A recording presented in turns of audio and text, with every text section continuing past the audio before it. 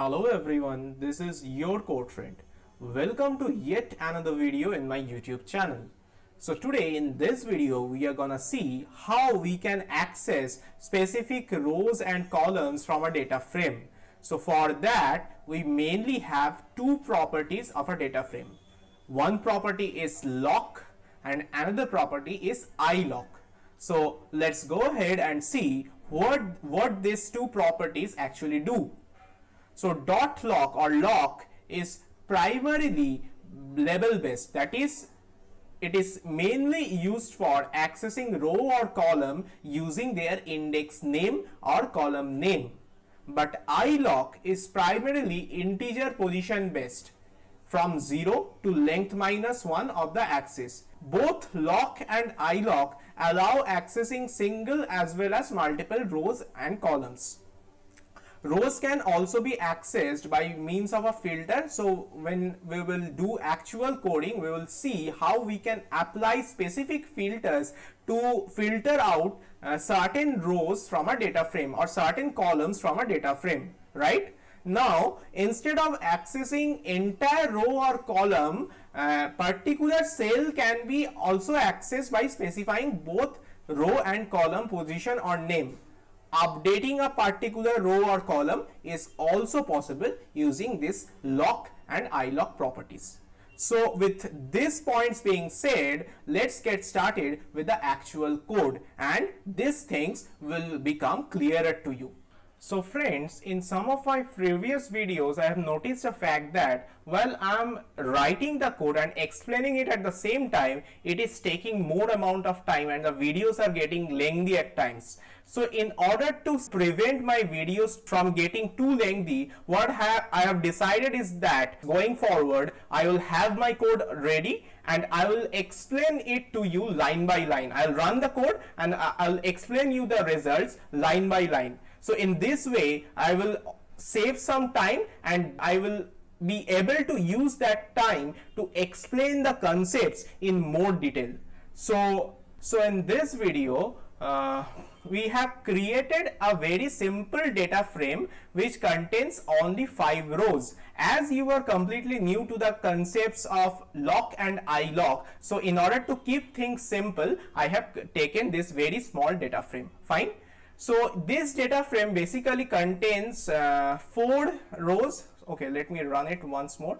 So this basically contains 4 different rows and 3 columns. So and the index of the rows are patient 1, patient 2, patient 3 and patient 4.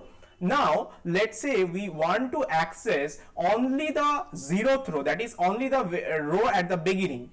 So what is the index of the row? Patient 1, right? So we can access this row using the lock function or lock property. So here what did we say in the slide? Lock is primarily label based, that is lock is mainly used for accessing row and column using their index name or column name. So lock corresponds to index name or column name. So here index name is patient 1. So if we pass patient 1 as a string inside the lock property, let's run the cell and you can see it gives us the information, it gives us all the columns of the very first row, that is the 0th row. Now let's say instead of accessing only one row, we want to access multiple rows, but those multiple rows are not consecutive rows. We want to access patient 1, patient 3 and patient 4. So how can we do that? In this case, inside the lock property, we have to send a list. The list of the index of the rows that we are trying to access. So patient 1, patient 3 and patient 4. These 3 indices we have to pass inside the list, which we have done here. Now let's run it and you can see that we can access these 3 rows. Fine. Now let's say we want to access from patient 1 to patient 3. So these 3 consecutive rows.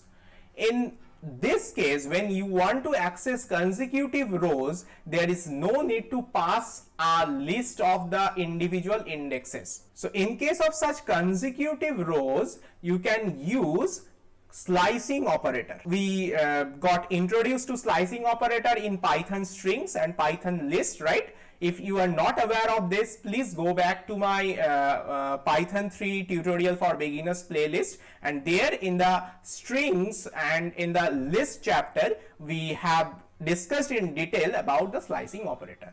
But here the slicing operator that we got there and this slicing operator is a bit different. In case of normal slicing, if you specify 0:2, it actually accesses 0 and 1.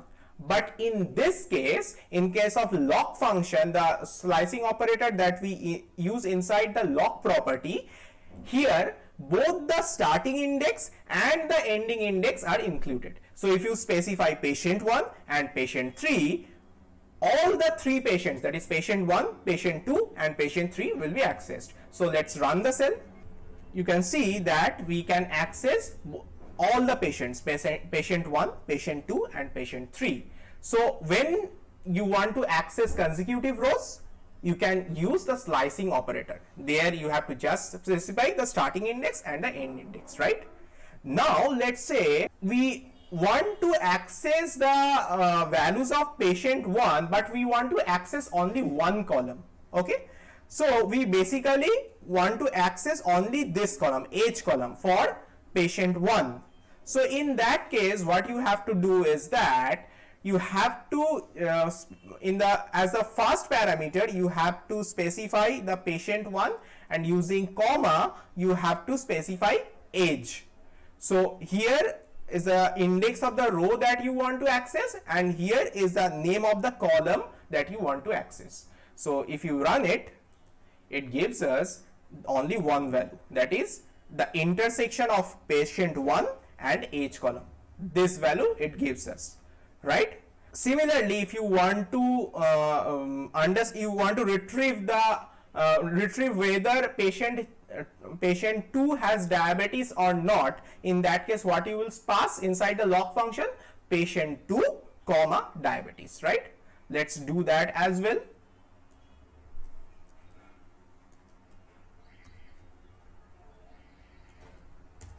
Patient 2 comma diabetes. Let's run it, and you can see that patient 2 for the value of the diabetes column for patient 2 is 0, which means the patient doesn't have diabetes. Fine. So till this point we ran the cells. Okay, now next one. Now instead of accessing one column for patient 1, let's say you want to access multiple columns. Again, just like what we did for accessing rows, accessing multiple rows, you have to pass the name of the columns in a list. So the first parameter will be patient 1, and the second will be a list containing the name of the columns that you want to access, age and diabetes, right? So let's run this cell as well, and you get the age values of the age and diabetes column for patient 1, right? Similarly, if you want to access consecutive columns, then there is no need to specify the individual names inside the list. You just have to use the slicing operator, and you have to specify the starting column name and the ending column name. So if we run this, we get the all the columns age, BP problem and diabetes, that is starting from the column age till the column diabetes. We get the values of all the consecutive columns corresponding to patient 1, right? We get the values of all the consecutive columns corresponding to patient 1. Now let's say you want to access multiple. Till now what we were doing, we were either accessing a single row or accessing a single column. But let's say if we want to access multiple rows as well as multiple columns, it's very simple.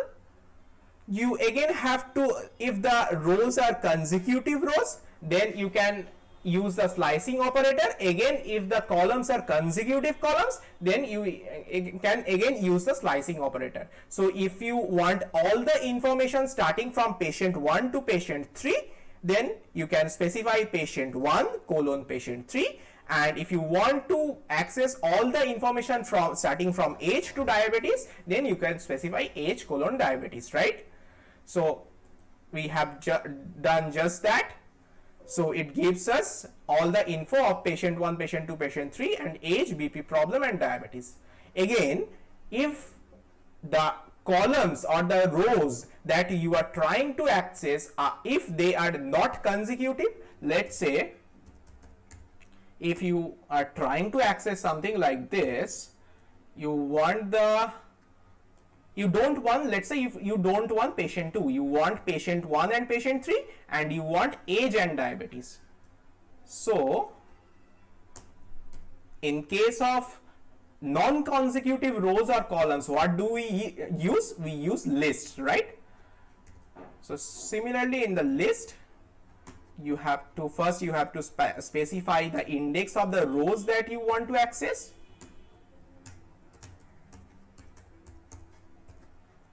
And again, after comma, you have to specify the list of columns that you want to access.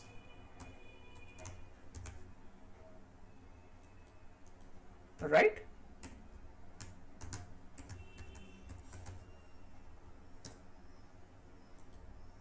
Let's run it, and you get the desired result. So if I want to summarize the entire LOC property, what I can say? Inside the LOC property is basically used to access rows and or columns based on their index name or column name. Now, if you want to access multiple rows or multiple columns which are non-consecutive, then you have to use a list of the index name and the column names. But if you want to retrieve the rows and the columns which are consecutive, then there is no need to use a list and specify the individual indices. Rather, you can go for the slicing operator, where you just have to specify the starting and the index ending values for the index as well as the columns. So for non-consecutive rows and non-consecutive columns, list is the way to go for, and for consecutive rows and consecutive columns, slicing operator is the way to go for. Okay, so friends, we have till now only retrieved rows or columns using the LOC property. We can also update a row or column using the LOC property. Let's see how we can do that.